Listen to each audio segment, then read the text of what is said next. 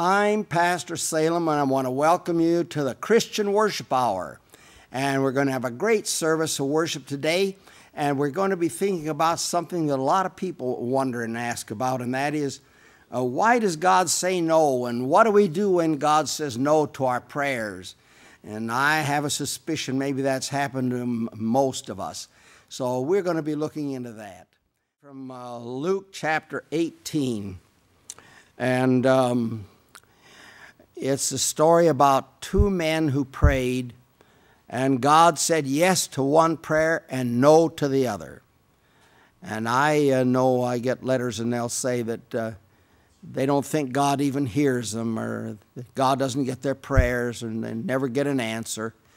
And so here's a story, a parable, and we're going to look at that. It starts in the 9th verse where Jesus said, He spake this parable unto certain which trusted in themselves that were righteous and despised others.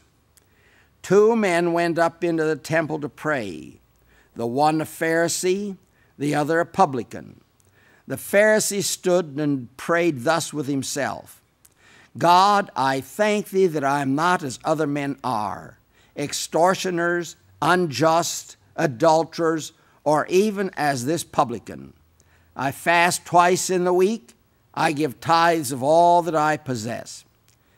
And the publican, standing afar off, would not lift up so much his eyes unto heaven, but smote upon his breast, saying, God, be merciful to me, a sinner. I tell you, this man went down to his house justified rather than the other.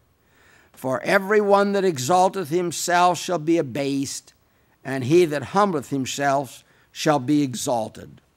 And so let's look to the Lord in prayer. Dear Heavenly Father, we thank you for the privilege of prayer. And we thank you for this parable that explains some things to us of how that we have to be open and humble before you. And so I just pray that as we look into this story today, this parable today, that you'll help.